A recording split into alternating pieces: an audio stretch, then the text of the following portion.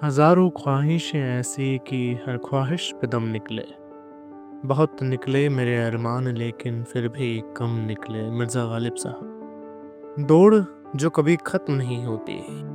नमस्कार, मैं वैभव हूँ और आप सुन रहे हैं पॉड क्लब रेडियो।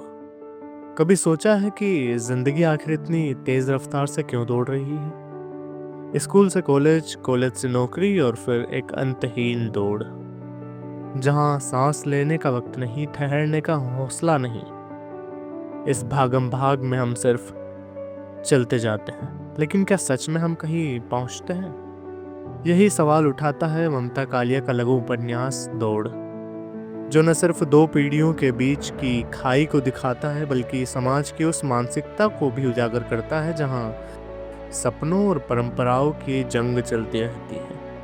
कभी कभी हमें लगता है कि हमारे माता पिता हमें समझ नहीं पाते और उन्हें लगता है कि हम उनकी बातों को नज़रअंदाज कर देते हैं, लेकिन क्या सच में हम समझने की कोशिश करते हैं? दौड़ एक ऐसी कहानी है जिसमें पवन और सगन जैसे किरदार आपको अपने आसपास के लगेंगे। करियर और सपनों की इस दौड़ में वे अपने ही घर वालों से कितना दूर हो जाते हैं, ये पढ़कर आप खुद को कहीं न कहीं उनसे जुड़ा हुआ महसूस करेंगे। हमारी पीढ़ी अपने पैशन को फॉलो करना चाहती है, लेकिन समाज की क्या कहेंगे लोग वाली सोच हमें रोकती है। हालात बदले ज़रूर हैं, लेकिन ये बदलाव अंदर तक पहुंचा है या नहीं, ये सवाल अब भी बरकरार है। ये उपन्यास हमें सोचने पर मजबूर करता है कि क्या ज़िंदगी सिर्फ भागते रहने के लिए बनी है?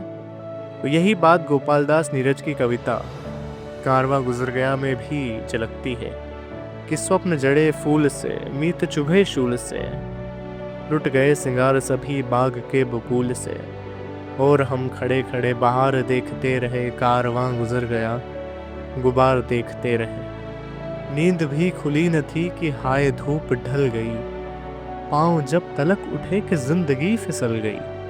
पात पात जड़ गए कि शाख शाख जल गई, शाख तो निकल सकी न पर उम्र निकल गई। इस दौड़ में कहीं ठहर कर सोचना भी ज़रूरी है। खुद से सवाल पूछना ज़रूरी है कि क्या हमें सिर्फ आगे बढ़ते जाना है या जीने का असली मतलब समझना भी है। तो इस शानदार उपन्यास को ज़रूर पढ़ें, लिंक आपको बायो में मिल जाएगी। और हाँ, पढ़ने के बाद हमें बताइएगा कि क्या ये कहानी आपके दिल को छू पाई। इसी ठहराव के साथ मैं वैभव आपसे विदा लेता हूँ। अगली बार फिर मिलेंगे किसी नई किताब, कहानी या नाटक के साथ। तब तक पढ़ते रहिए, लिखते रहिए और मुस्कुराते रहिए, क्योंकि मुस्कुराने पर टैक्स नहीं लगता।